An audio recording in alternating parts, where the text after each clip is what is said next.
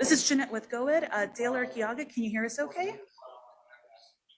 Yes, I can. Perfect. Thank you so much.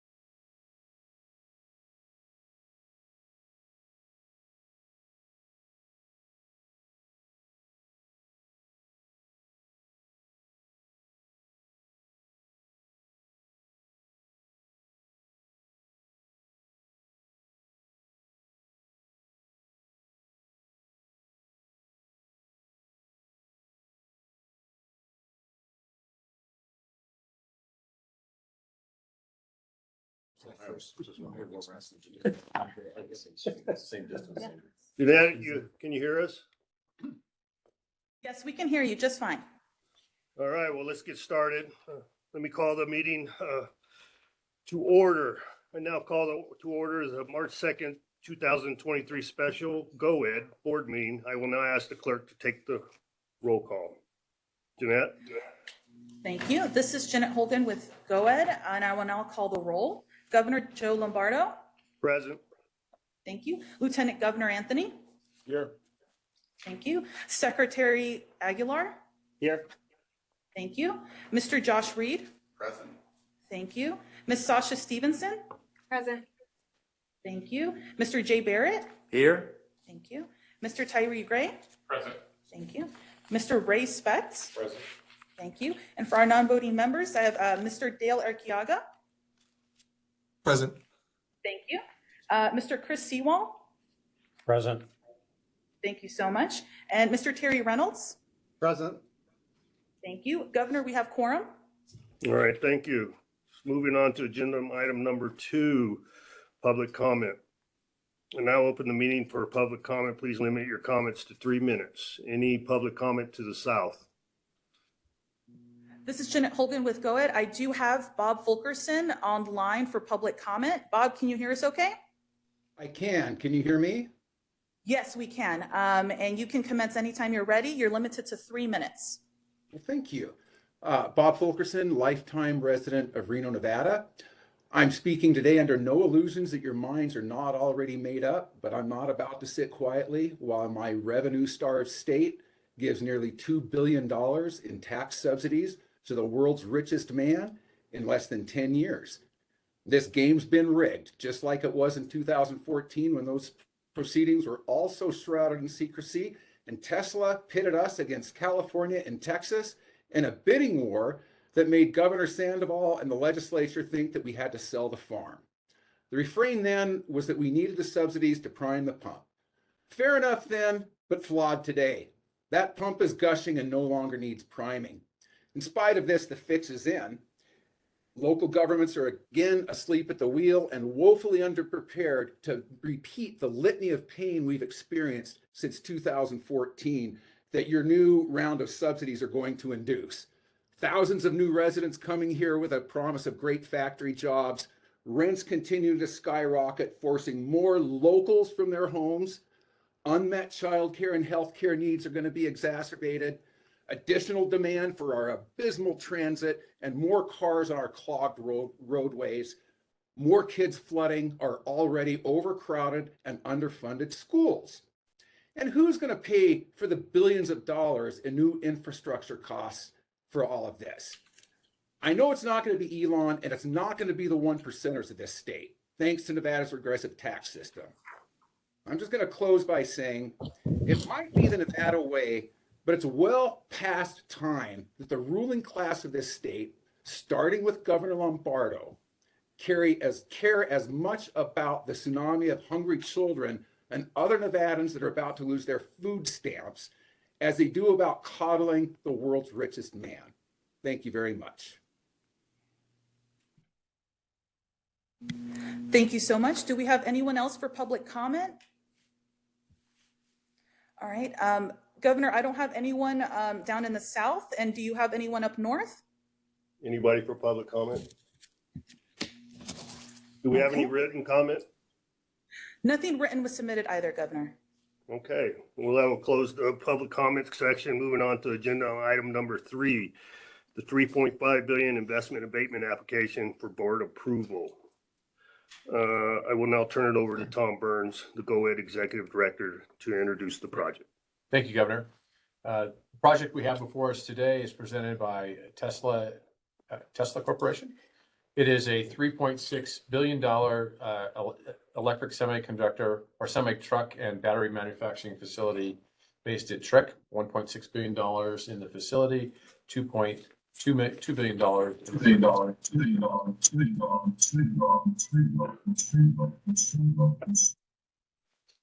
to be invested. The building is approximately 4 million square feet with 3,000 direct jobs to be provided here in Northern Nevada with an average wage of $33.49 with full benefits, at least over to be invested over the 8 years. An additional 3,655 jobs will be created through indirect methods with an average wage of $30.50 an hour for a total of 6,655 jobs, an weighted average wage of $31.89 during the course of construction and thereafter, for a total economic impact of $2.8 billion over 6 years. The construction overall impact will exceed $40 billion, and the fiscal impacts over the next couple of years will be $725 million in gross to the state with with state and local revenues over the next 20 years. Annually, it would be about $22 million in property taxes, $11 million in sales and use tax, and 1.1 in businesses and license tax. With that, I'm going to allow our friends from Tesla to address the board. Thank you, Director. My name is Rohan Patel. I get a chance to work with Chris Riley and Aaron Bradley on our team here, and I've got a bunch of notes here. I'm going to scrap the notes. Maybe just express gratitude. Gratitude. If I look back to 2014 and the bet that Nevada made then, and what has happened out at Trick near Sparks, it's remarkable. And we had a chance to kick things off, and the nostalgia, frankly, from our leadership team and from the people there of all of the great things that have happened, the investments. I think we've exceeded, in fact, I know we have exceeded every promise by quite a bit. Wages, investment, jobs, and we're quite proud of that. But that wouldn't have been possible without Nevada. Not just the people, the hard work ethic, but also the policies of the state. And at that time, taking a bet on a company that had not done a whole hell of a lot at that point. And what has happened since then is a real transformation of the world's transition to sustainable energy and transport. And that is happening because of the first gigafactory that we constructed and built here in Nevada. So I'm just frankly grateful to your predecessors, folks back in 2014 that took a chance on us. And maybe if I fast forward now to today, this set of investments in semi-truck technology, for me personally, the reason why I work for Tesla and at Tesla is because of the because of the pollution benefits of transitioning away from technologies that create problems for public health reasons and for climate reasons.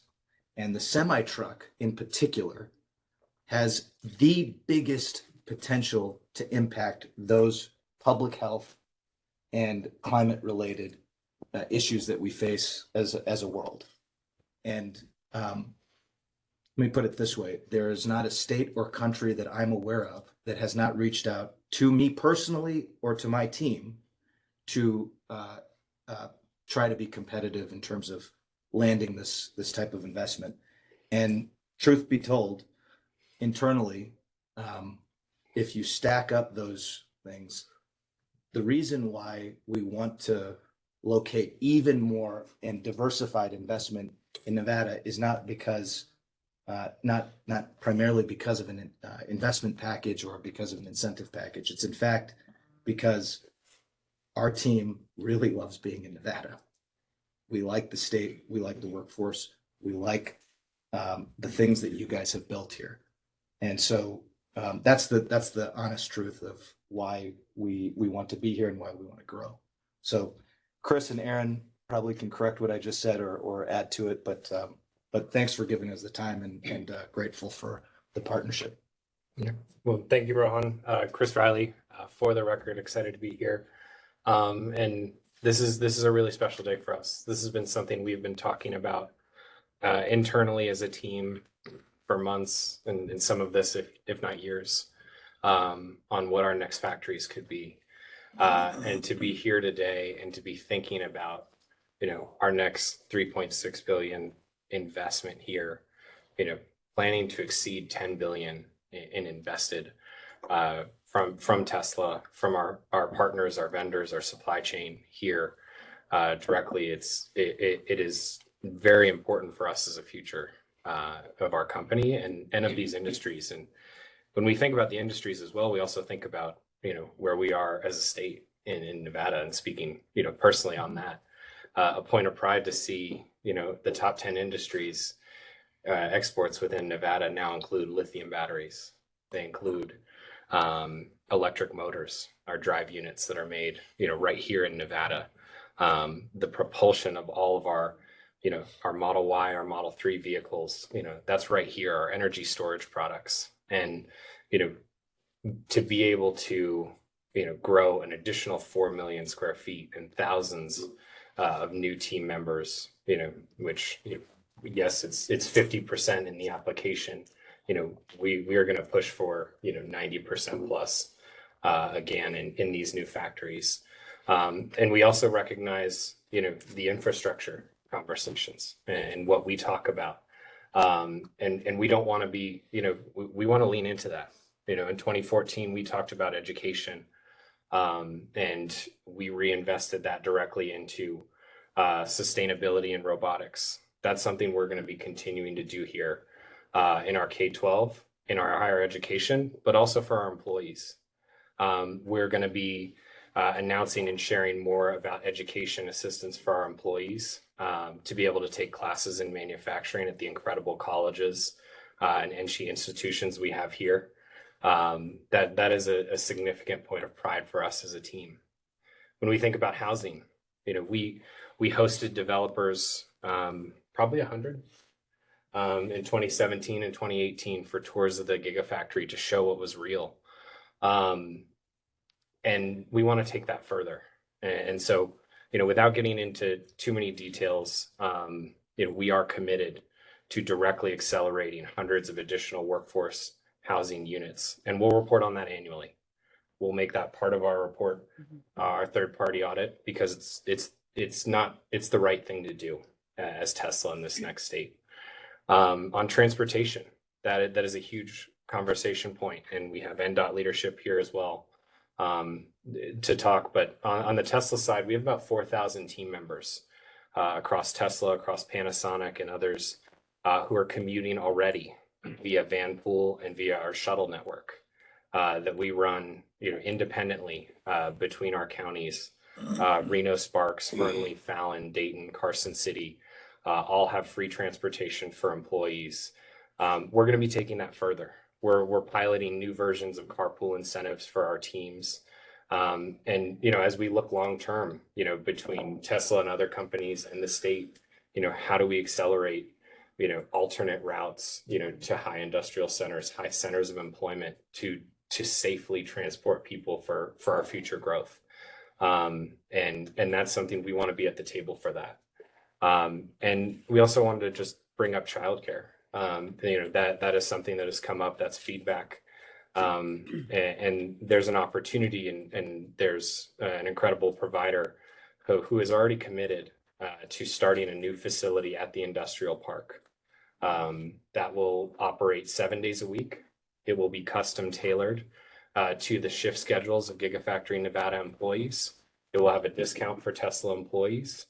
And it's an operator who has hundreds of families on the wait list. We have less childcare here than we did a few years ago. And so, by us being able to play a small part in helping accelerate that, it's the right thing to do. And we're going to continue to focus on these different areas. And we just want to thank, the partnerships here with the state, with our supply chain partners who have chosen to relocate here, with the developers who are building here. And we know we all need to do more together, but we can. So I just want to say thank you. And should I pass it over to Rohan to correct anything I just said? Thanks, Governor. Hey, Chris, this is Governor Lombardo for the record. Can you expand on the childcare? Is that in the same footprint that you're occupying, or is that going to be in another location? That's a great question. It is, Chris Riley for the record, it is about 1.5 miles away from the factory itself. So it is a completely independent, third-party operated facility. It's planned for about 200 families, and we will have parking there where employees will actually be able to park ahead of the shift and then take a shuttle and be able to go door to door, leave their car there for the day, pick up on the way home. And Tesla will fund those jobs? We will be supporting that facility. And then I don't know if you can expand on the partnership with UNR Absolutely. as a result of this. Yeah, there was actually a program called the WIN Fund. I believe it was started 2015, Workforce Innovation for a New Nevada. And I remember joining Tesla and finding out about this program and being like, wait, this is amazing for Nevadans. And it enabled Nevadans to take classes in relevant industries, to get ready for these next jobs. And I'll never forget, we launched it and we had 500 team members sign up who were interested in learning more. And that really inspired Tesla. And what we're going to be doing is now opening up courses at UNR, at TMCC, and at Western Nevada that have a direct path to someone's next level.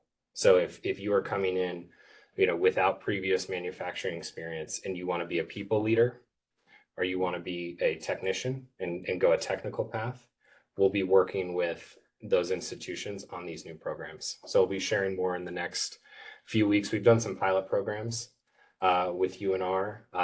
We've had some larger scale programs with TMCC and Western Nevada. And we are beyond excited about those to come. Thank you. So from NDOT, do we have anybody representing Cole? Yeah, good morning for the record. Where's the best place? I can head over here.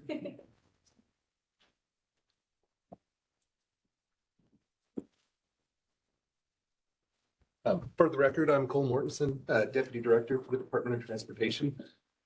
The operations of I-80 have been on our radar for a number of years at this point in time. And so we've already had studies to address some of the issues that we have along that corridor. We have a plan to implement a project. Right now, we kind of anticipate the effort to be in around the $450 million range. The challenge for us is prioritizing funding while keeping in mind statewide needs. On an annual basis, we spend between $400 and $500 million on our construction program. And so a project of that magnitude, we would need to really be able to address how to prioritize funding for it. But we are very interested in working with Tesla and figuring out if there are other innovative ways that we can address the operations of the I-80 corridor. Any questions from board members for Cole? I do. What is the capacity of I-80? Identify yourself. Oh, Cisco Aguilar, Secretary of State. Oh, I would have to get back to you on that with exact numbers. Right now, some of the real challenges that we have is the throughput. With the growth out in Fernley, we've seen larger numbers of traffic. I-80 is also a tremendous freight corridor for the nation. And those trucks often cause some of the congestion issues that we have there. So we'll be looking to address that as well. But yeah, I'd have to get back to you on the actual. So would you say it's over capacity or? I would say during peak hours, it's probably right there at capacity, if not over. Okay. Do you know what the, I guess, wait time is for somebody to commute during high? Right now, I would anticipate that some of the biggest challenges that we face through that corridor when we actually do have a crash or an incident, and it's getting emergency management on the scene. We've found that statistically, for every minute that we can get a crash cleared up, it actually saves 4 minutes in congestion. The problem that we have through that I-80 corridor is that the footprint and the width of the corridor itself doesn't often lend itself to quick responses from emergency response services. So there's a public safety issue then. Yes, sir. Okay. And you said there are improvements coming in to that corridor. What is the realistic timeline for those improvements to occur? Right now, we anticipate actually starting the environmental process here this summer. Historically, we've seen that process stretch out to ugly numbers like 5 and 8 years, but we had a lot of recent success with the Reno Spaghetti Bowl project where we were able to get the environmental process pushed through in about 2 years. We know we have some challenges with it being within the Truckee River area of influence, I guess may be the right way of saying that. The Truckee River itself is considered a cultural resource, and so that is a consideration for us. The nice part is that I don't believe that there are going to be as many challenges, say from a right-of-way acquisition standpoint as we saw with the Reno Spaghetti Bowl project. So really the NEPA process determines the outcome and the project itself. And so once we get through the environmental process, we'll actually have a better idea what the project outcome is going to be and what those costs might be so that we can start looking at a way of actually delivering it in a plan that works for the state. Also, once we have it past the environmental process, it may also open us up for the opportunity to go after some of the discretionary grant funding that the new bipartisan infrastructure law has in place. And so that may also help us prioritize funding for the project to get it delivered in a more efficient manner. And that is 5 years, 8 years? Right now, what we're looking at is, and I believe that we have the project broken down from our preliminary study, which again, the NEPA process actually determines what we're going to do. But our study kind of has the project broken down into 4 phases that are anywhere between $60 million and $120 million. And that would be delivering a phase of the project every 2 to 3 years. Now, with that in mind, we also have seen some unprecedented inflation, which means that our numbers are going to grow bigger the longer it takes us to deliver the project. So we'll be looking into that too as we determine a financial plan and moving forward with the project. I know the city of Sparks too has been pushing an alternative route. Where are we in that process, or where's the city in that process? I know it involves BLM, which is a whole nother issue. You know, What is realistic? I've been involved with that on the outskirts, and so I'm really not entirely sure exactly where they're at on that. But that's not part of a strategic That's plan or anything What about. what we did early transportation. on in an effort to really try to prioritize where NDOT is investing our resources is we took a region-wide approach at evaluating where the needs are and where we best spend the state funds or federal funds. And in that process, we considered, we were able to get data from a lot of the industry out in the Tahoe Reno Industrial Center. And we determined that a large portion of the individuals that work out there actually come into I-80 from north of I-80 within Reno, which kind of prioritized the spaghetti bowl for us, which, you know, if we improve I-80 without actually improve where I-80 is heading, we're just kind of moving the traffic to the next bottleneck. And so that really kind of prioritized the spaghetti bowl project for us. In looking at that alternative route to the north, well, there's no doubt that it would be a relief valve. For us, when we look at the throughput on I-80, it's really a better investment for the region for us to be investing our money in I-80 instead. And so that's what we've been looking into. Okay. So with this additional workforce that would be on the Tesla site, how much realistically would you have to offer an alternative transportation modes to get traffic flow to the site in a efficient manner? Because you put people on that freeway, and I remember reading a study a long time about economic development. It may have been NDA who did this years ago, when he talked about the traffic issue in Las Vegas and what it was costing the economy by people sitting in traffic consistently. We're moving, I feel like we're shifting one burden from the other, gaining, but what is the net impact on the economy as a whole in Northern Nevada? I don't know that I would have Okay. an answer. And that's, I'm sure it's outside your Yeah, scope, but that's just, yeah. it's a big concern and an issue that's been Yeah. specifically raised. Yeah, and there are ways, as you've seen in Las Vegas, where we're trying to use technology to improve our operations with the active traffic management system, where essentially what we're doing is we're trying to slow traffic to the volume that we have capacity for. Mhm. And what that means, if we end up having to slow traffic down to 45 miles an hour, Mhm. if traffic's flowing through at 45 miles an hour versus what I like to call the brake light butterfly effect, where you have somebody slam on the brakes and a quarter mile behind them, those people slam on their brakes, and pretty soon you have trucks that are stopped. And it takes the trucks longer to speed up again, which causes the congestion that you see in a lot of areas. So if we can implement technology throughout the corridor as well, I think it'll be really useful in helping throughput on I-80. Okay. And Chris Riley, for the record, we have, I remember it was about 4 to 5 years ago, seeing some of the engineering studies on those alternate routes and seeing the north alternate route and the south alternate route, which largely runs across a subsection of private land. And there was significant interest on the southern route from the entities that own that land on helping accelerate that. And we do see, to Cole's point as well, with the density of like where the traffic is, really focusing on 80 in the immediate, but absolutely, agree on the north and south routes, what we think about 5 or 10 years from now. And, our continued investment, and of course, many others being absolutely critical. And we'll continue to double down in shuttles and van pool. And we're going to be opening new routes, new schedules. We stagger our schedules right now as well to try and optimize for that. And so these new factories will further stagger that schedule.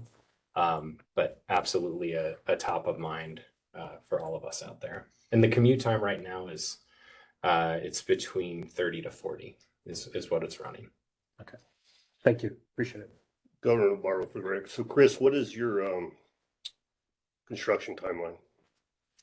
So we are looking to Ron looked at me, I was like, am I what? So we are looking to start breaking ground later this year, potentially late summer. We're in the design phases, and then that will ramp really through next year. But we would hope to have, our building, completed in the next 18 to 24 months. And then, tool install, landing machinery. So to come back to Cisco's comments, so Cole, you're looking at 2-year environmental. Correct. We're looking at 2-year construction. So we can, That would probably be a fairly good. right, so then we can start making progress on the corridor after that timeline. And we can, generally speaking, a project like this would probably take, 18 months to design. But we could use, we have alternate delivery methods like a design build project where essentially you're doing the design and the construction at the same time, which would help us expedite that. And again, once we get through the environmental process, we'll have a better idea of what sort of phasing and what those phases look like so that we can better understand what kind of financial impact they may have for the state. Good. So any more questions from the board of NDOT?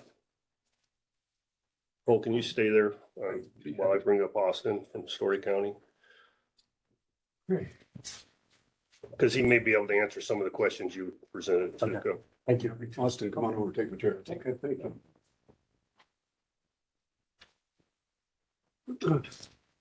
Good morning. Morning, Austin. So, Go ahead and introduce yourself. all right, I'm Austin Osborne. I'm the Story County Manager. Nice to be here today. Thank you for inviting us. We really appreciate it. It's an honor. Do you want to make any comments on to the questions that were presented? I have a statement generally kind of talking a little bit of support with the Gigafactory and what it means to us in the region.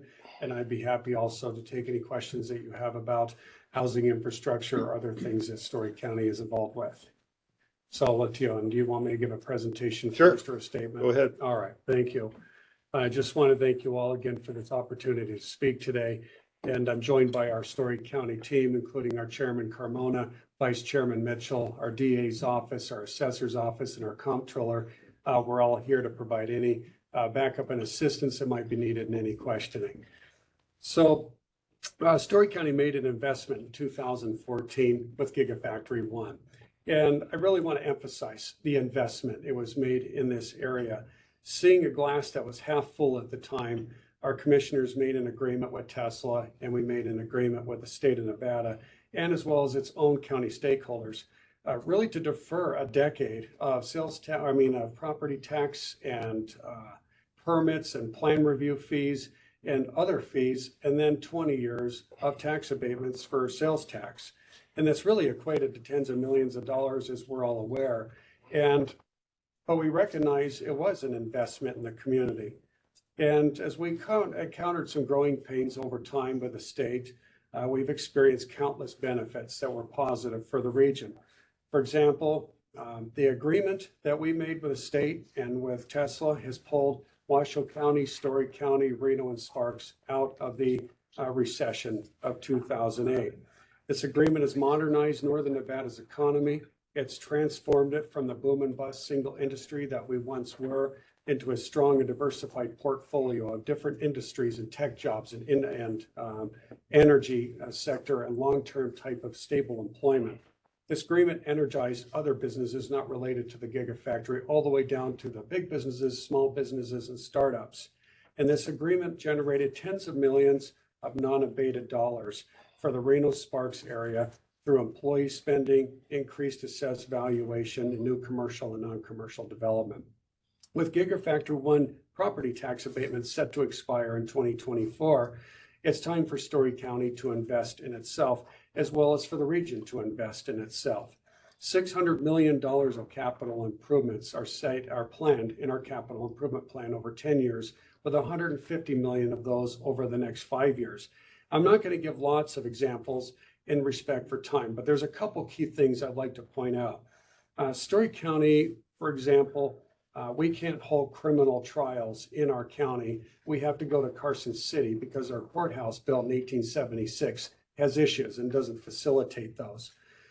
We have critical infrastructure in our other communities in Lockwood and Mark Twain, for example, in the Highlands, that we have bridges that are made from old rail cars. We have a fire station in Lockwood that actually is partially made out of garbage from the Lockwood Regional Landfill that was reclaimed. We have public safety facilities that are plagued by electrical hazards and leaks, mold, all these kinds of things that you would see in buildings that haven't been properly maintained for many years. And we have homes with out landlines or wireless telephone and internet. A lot of them are off grid. Some don't have public water and sewer, and a lot of them have drying wells. But I think the one I want to point to before I go into a closing is water. Virginia City, the county seat, Gold Hill, and Silver City in Lyon County, all served by the Marlette system. That is our only source of water. And a lot of that water system was built in the 1850s. And it hasn't been maintained or repaired since the 1850s, a lot of those systems. And as we sit here at this table and speak today, we have a mandatory water conservation in Virginia City, Gold Hill, and Silver City because the main transmission line under 580 and in Washoe Valley has blown out. And our entire public works crew down there is right now fixing that. And so that is ductile iron pipe down in that area at 800 PSI. This is the kinds of things that happen. We have blowouts, we have geysers, We have boil water notices. These things occur very often and sometimes on a weekly basis. So really what it comes back to is it's the contract that we made with the aforesaid parties that will enable Story County to rehabilitate and modernize its infrastructure, respond to life safety needs and its citizens, and provide other services to its people. And now the state of Nevada, our area school districts, and other area governments are under the same thing. They too are going to reap the benefits from the post-abatement dollars that are coming from the Tesla Gigafactory 1, and they'll be able to reinvest in their communities as well from that investment that was made in 2014. Story County and Tesla are partners at the Gigafactory 1 and per the Gigafactory 1 agreement. And Story County is grateful and proud of the stellar and productive relationship that we have with Tesla, including Rohan and Chris and their team have been just absolutely stellar to work with over the last decade, and they continue to be today. The success of this partnership is evident by the rapid development and ongoing success of Tesla's first Gigafactory at McCarran, Story County, Nevada. So we're asked, if Story County can meet these challenges of building another Gigafactory, and our response is, this is what we do. We did it once, we did it for Tri, we can certainly do it for Gigafactory 2 and beyond. So in conclusion, we ask that GOED board considers the direct and indirect economic contributions that Gigafactory 1 caused for Northern Nevada in its consideration for the approval of Gigafactory 2. Thank you. Any questions? So quick one. Go ahead. This is more a question of curiosity. What was Introduce yourself. Cisco, Secretary of State, sorry. What's been your population growth since the Gigafactory has come in Story County? Our population growth has been minimal. We have planned for population growth. The county commissioners about 2006 approved a 3,600 home residential development near Tahoe Reno Industrial Center. Because of the economy, it didn't get off the ground. But what we did right afterward is the board went and rewrote its master plan, and then we deregulated all of its residential codes to make affordable housing very easy to build throughout the county in lots of different ways. So we have definitely put that platform in place with zoning, master planning, and code development for planned unit developments to occur. We've also done in the Tahoe Reno Industrial Center, there's roughly 600 short-term stays that are either built and occupied now or that they're under construction. They include RV park, for example, extended stay hotels with pots and pans in the hotel rooms. It's like studios. We've taken that effort too to try to get people off the roads and into some kind of housing. Do you have any housing projects in the pipeline now? Or? We are talking with developers and hoping something comes forth, but at this moment, there's no application on file. Thank you. You're welcome. No application. Any other questions from any other board members? Okay, thank you. You're welcome. Thank you. So before we move on to a motion, I want to get on the record the fiscal impacts of this $3.6 billion investment. And if I could have Mr. Potts provide those numbers, I'd appreciate it. Thank you, Governor. Is that okay? Absolutely. Thank you. Thank you, Governor, for the record. Bob Potts, I'm Deputy Director here with GOED, and what I can do is get everybody to turn to their packet. There's a green cover sheet, and we try to include this with all of our abatement applications, and I think that's a great place to kind of outline the fiscal impacts that we're expecting because of this project. What we've done is we have worked with an independent consultant, Applied Economics in Phoenix, to do a review of this project, to talk about what the economic as well as the fiscal impacts are going to be of this project. We've talked quite a bit. Director Burns talked early on the economic impacts, but I think it's important that we talk about the fiscal impacts as well. If you look at that green sheet at the bottom section, there's the key fiscal estimates that we have outlined for you there, and I will summarize them this way. On the top end, if we talk about total gross state and local revenues over the next 20 years, this is before abatements. They were estimated to come in at $725.8 million. That includes $21.8 million in property tax, $11.2 million in sales and use tax, $1.1 million in business license taxes on utilities, and $2.1 million in modified business tax. After we go through what's in statute on the abatement side of things, the total comes to $330 million. That would include 100% of the real property tax, personal property tax, and modified business tax for 10 years. and a reduction of sales tax to the 5.35% level. Story County's is 7.6%. It takes it down to 5.35% for 20 years. We are not abating the state's portion, the 2% constitutional portion. We're not abating the local school support tax. We're not abating the local tri-county tax, which is about 1.5%. So that's in there. Then if you add back in 370.5 million estimated employee tax impacts over 20 years, you come up with a total net new during the abatement period. So during the abatement period, we're still bringing into the state 766 million in new tax revenues over the 20 years. So that's the abatement portion of this project that we're looking at right now. And with that, I will turn it back over to you, Governor. All right, any questions? One Mr. more. Potts? Mr. Aguilar? Yes, Cisco, Secretary of State. Just a quick question on the construction piece of this. I know this is not a direct appropriation from the legislature or the government requiring prevailing wage. Given tax abatements, are tax abatements trigger a prevailing wage clause or? For the record, Bob Potts, I'm going to turn that over to Chris Riley, and I believe is the case. We on the construction specifically. Correct. We will be working across a myriad of developers and some subcontractors. We also are an engineer of record. So we're licensed GC in Nevada. So we will be doing that as well as bringing in others, and we'll be bringing in absolutely to the letter of the law. Okay. Whatever those questions. Yeah. So does that require prevailing wage, or are you able to pay market wages, or are you subject to prevailing wage?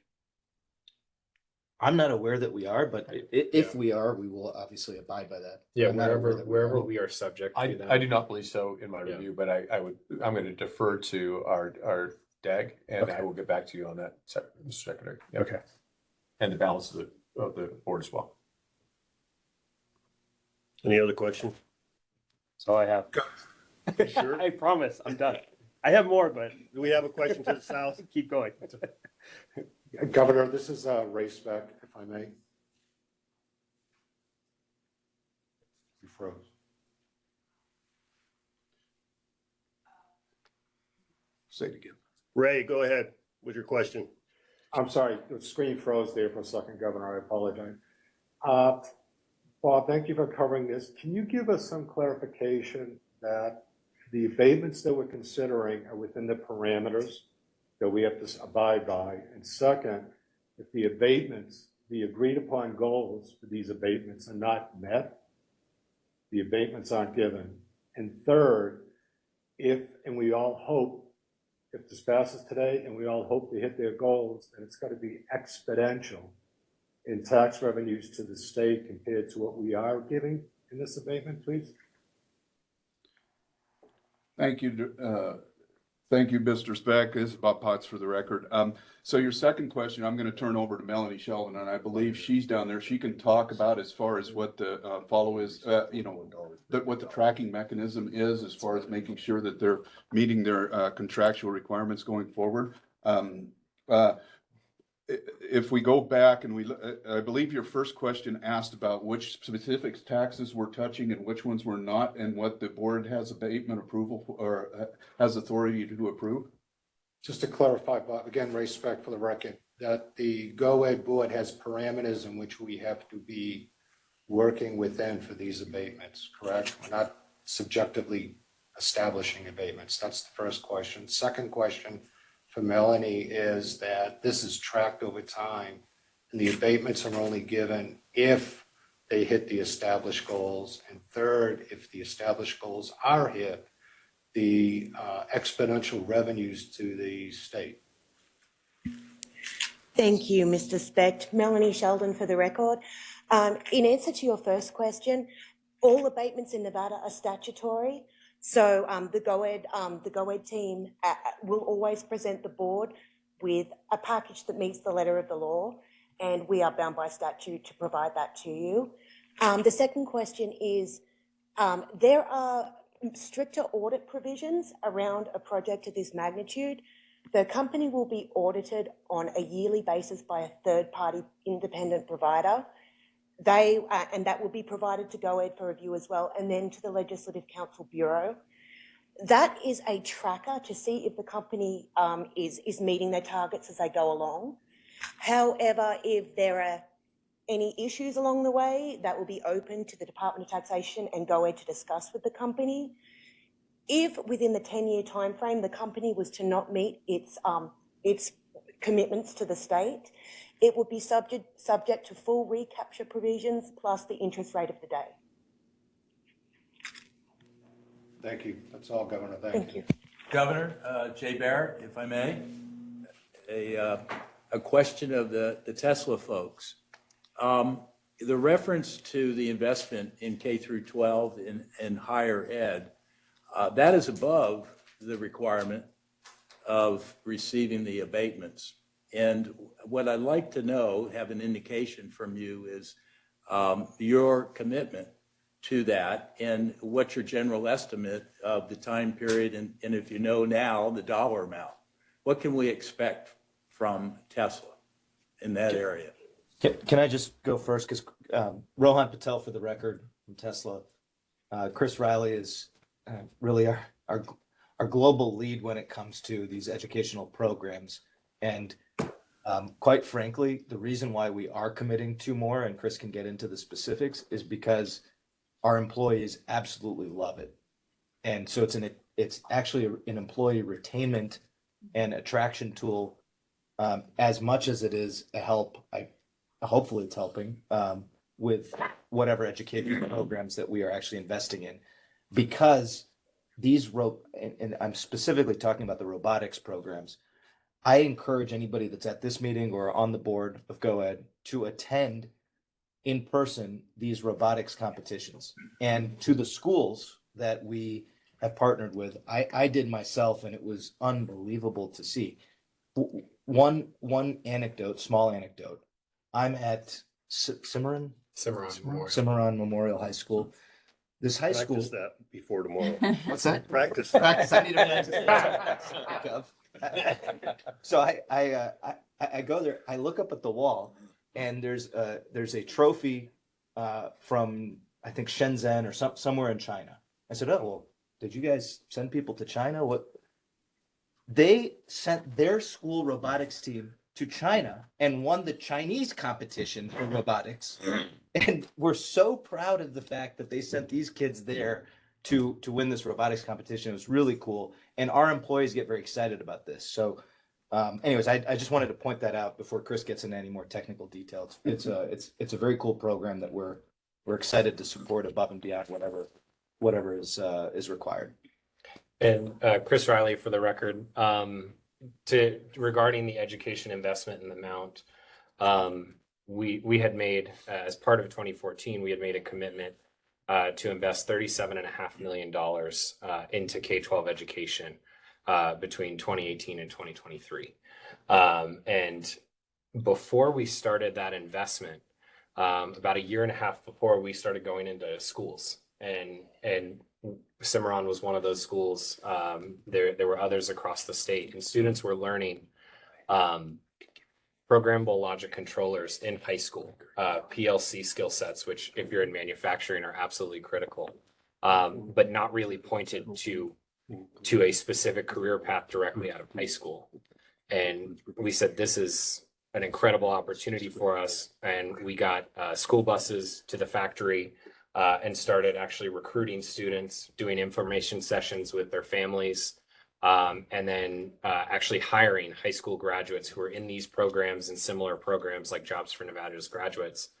And this started something because of that education investment, that $7.5 million a year. We're now seeing students who are in these robotics clubs choosing to start a career while continuing their education. And it is going to be a multi-million-dollar continued investment. I don't have the exact dollar amount. I will be pitching that to Rohan after. But it is something that is very important to us, and continuing this. And we're making a commitment to hire a minimum of 50 students graduating every year through the manufacturing development program. Our internal goal is 100. And we open source everything we're doing in education to any company. If anyone has a question on that, like I love talking about it and love seeing other companies also starting these high school graduate programs. And so that we will be directly continuing those investments in workforce programs and competitive robotics programs and in sustainability education, local nonprofits like Envirolution who run Project Recharge, where they do real world sustainability projects. It couldn't be more relevant to companies like us. So we will continue making that investment over the next 5+ years. I appreciate that. It's been a tremendously positive impact, not only in Northern Nevada, but Southern Nevada. And I appreciate the fact that you've given us that representation. Thank you. Thank you, Governor. Any other questions? Governor, if I may. Sasha? Sasha Stevenson for the record. This board views a lot of applications like this, and we have a lot of companies that come in either at or just above the statutory requirements. So I want to commend you guys for the quality of the healthcare that you're offering and all the other pieces that you've touched on today, and also for your over delivery on the 2014 commitment. I just want to ask you for the record, if we were to approve these abatements today, you are committed to staying in Nevada and that you're not talking to other states at this time, or are you still engaging in other discussions? Rohan Patel for the record. We're 1000% committed to Nevada. Anything we do above and beyond where you may hear about some new investment in a battery materials facility or a cathode facility or some other facility is an incremental growth over whatever we've committed to here. So yes, we are growing like crazy, thanks in large part due to the investments we made and you made in 2014 that have turned out to be, through a lot of hard work and some struggle, turned out to be really game-changing for our company and I think for sustainable transport. But yes, we are. And I think it's only because my boss said this when he was with the governor, so I can say it publicly as well. We're being very conservative. We are being very conservative in terms of the numbers we have put forward. What we hope to far exceed the numbers that we put in, both in terms of jobs and investment.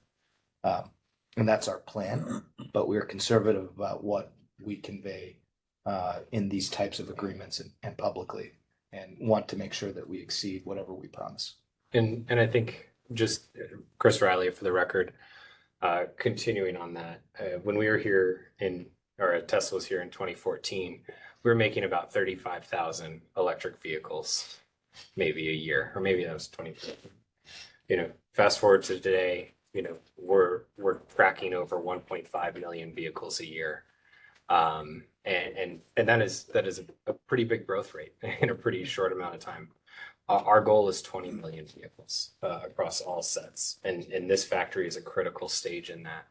But we're about as early on as we were back then in our next phase of growth. And specific to the benefits and the healthcare, this is something we need to probably share more about is the healthcare.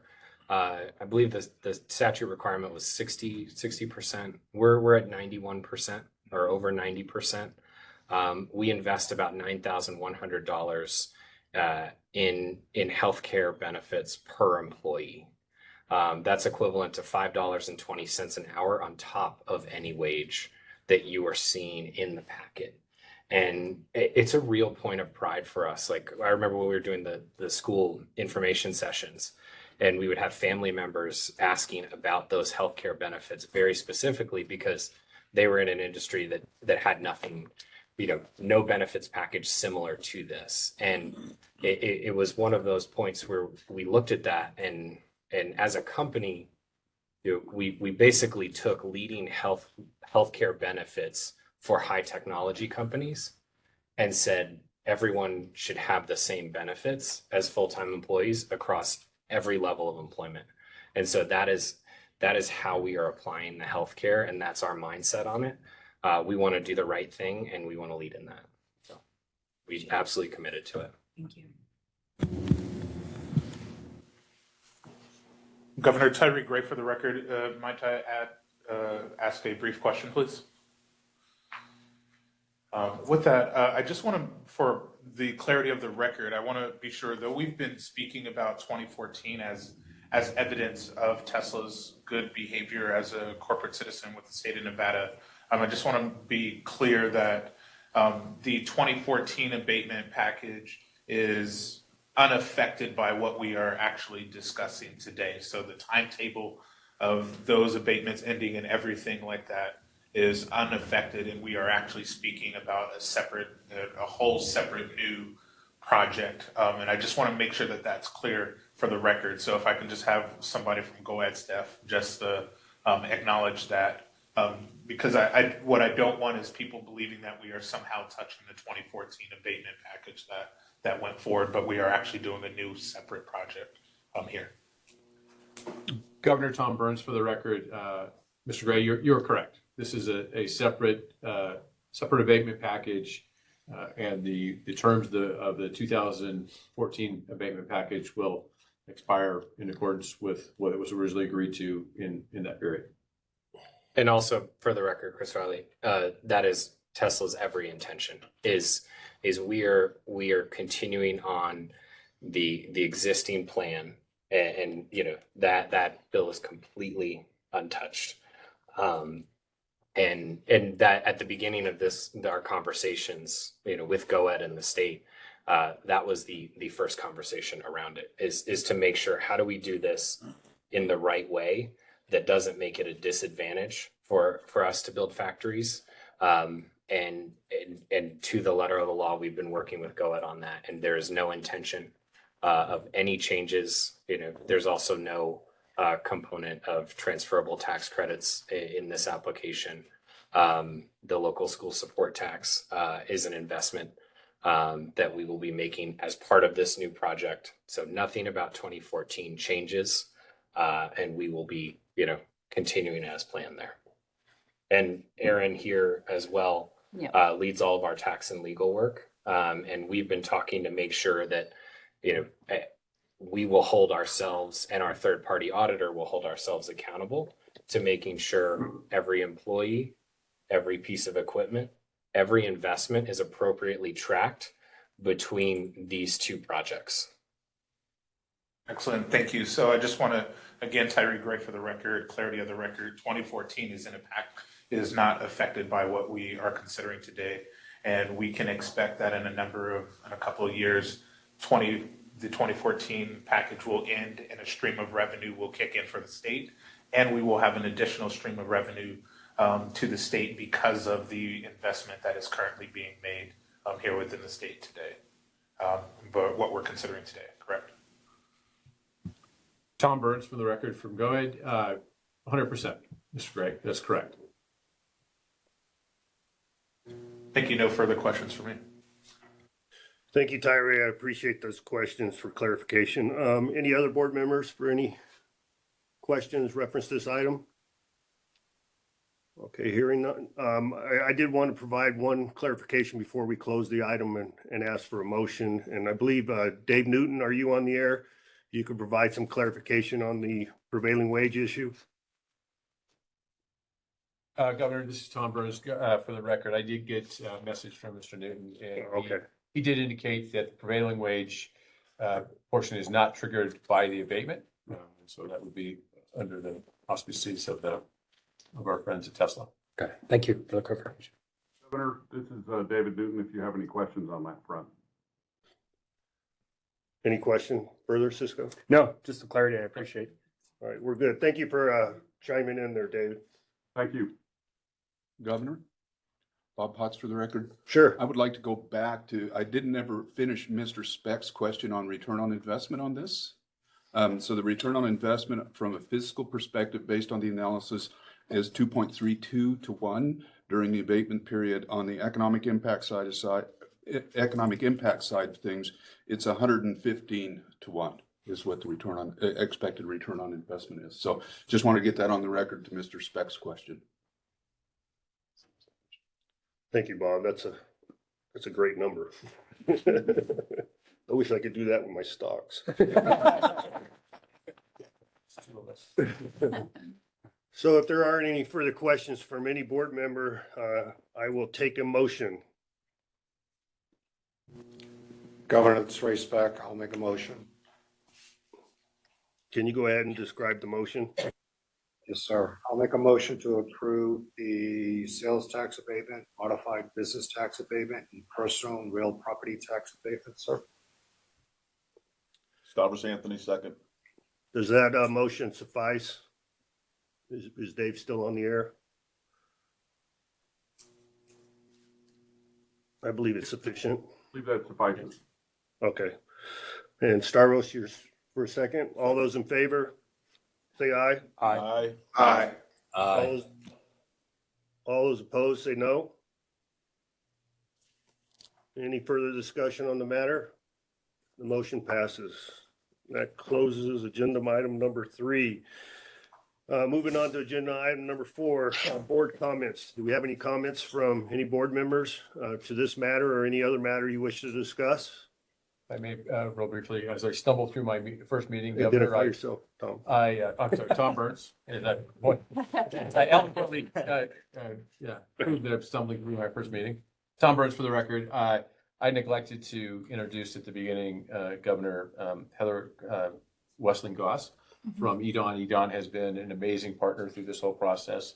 A big reason that we're all at the table here today. So I apologize for my oversight, but That's okay. want to thank you and EDON for all the efforts you put in through this whole process. And I know you're valued by our friends at Tesla as well. And thank you very much. Sure, thank you. I believe that we're going to be a strong community conduit for Tesla's goals and our community goals. And I just feel that this project represents, not just this company's ability to do cutting edge technology, but it also represents our ability and kind of validates our environment that we're going to be securing investments from other companies that may not be afraid to take that leap. And so it just creates this whole ecosystem of success for us. So I want to commend Tesla and work with you, and our organization is poised to do that. And we are the RDA representing the project. So thank you. Thank you, Tom.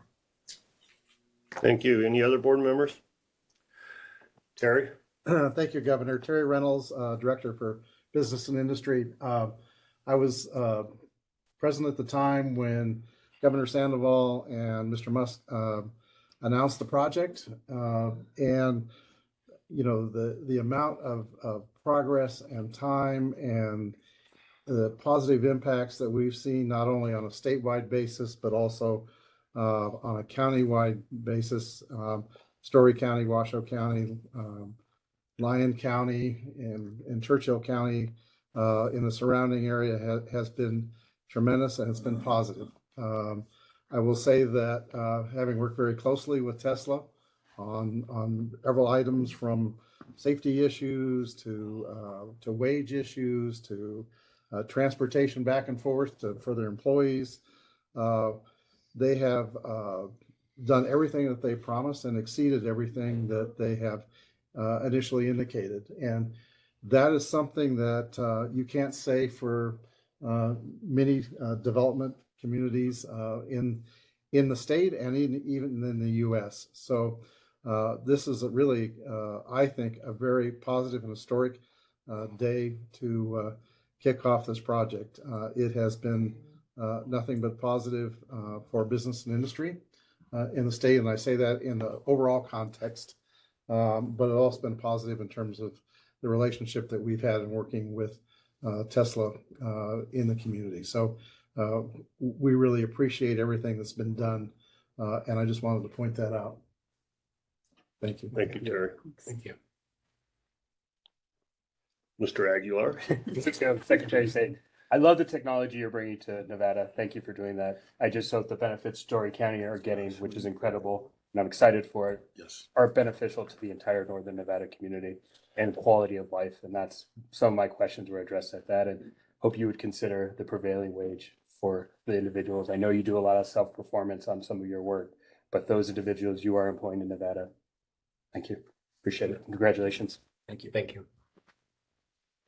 Mr. Reed? Have I been called upon by the governor? You're the only one that hasn't made comment. I want to make sure you're alive. You're alive? Oh, yeah. No. I am a lawyer, but I try not to talk when I don't have to. But I just want to thank staff for putting a great package together and reviewing this. I went through the statute that was created by the legislature, and it's very clear on the process, and that when the GOED staff brings to the board a project that meets these criteria, the legislature said this board shall pass and approve the abatements. And so I just want to thank staff for all the work they put in to get this together. Thank you. Well, that will close agenda item number 4. Agenda item number 5 is Governor Lombardo's comments. And I just want to say at face value, thank you everybody for your participation and your partnership. And hopefully this will be the model moving forward for the continued diversification of the state's economy. But we cannot lose sight of Mr. Aguilar's comments on reference transportation and education, affordable housing. That's all part of the economic package. And that's the state's responsibility to ensure that we are addressing those items. So with that being said, I have no further comments. Anybody have any questions of me? Okay, I will close agenda item number 5.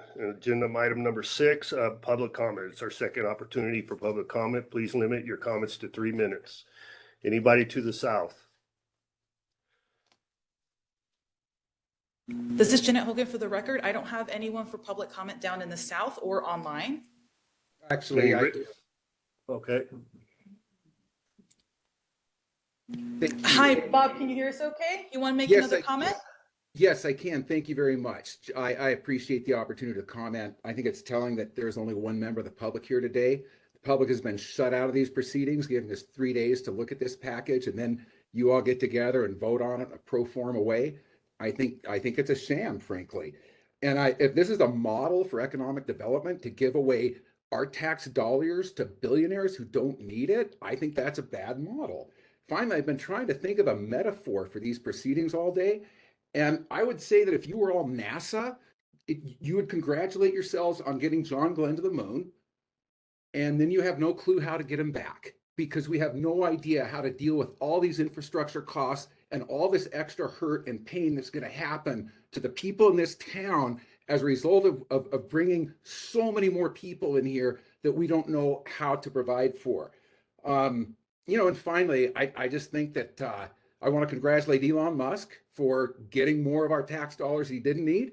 He'd make the railroad barons and the mining barons blush. Thank you very much.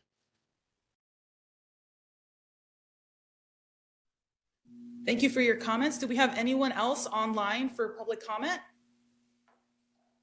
Yeah, this is Brooke Brumfield. I'm a local mother and I would like to make public comment. I'm really grateful for everything that's going on here. I have a 5-year-old who would like to sign up for robotics camp, and I don't think it'd be possible locally if it weren't for these deals and this sort of vision that's being laid out. So thank you. Thank you so much for your comments. Do we have anyone else for public comment? All right, thank you. I'm sorry? None, there's no further. We'll close agenda item number 6 and move on to adjournment. Can I have a motion? Move to adjourn. Second. Who's making the motion? Stavros Anthony, motion to adjourn. Tasha Stevenson, second. Thank you. That will close the meeting. Thank you, everybody, for your assistance and help. Thank you.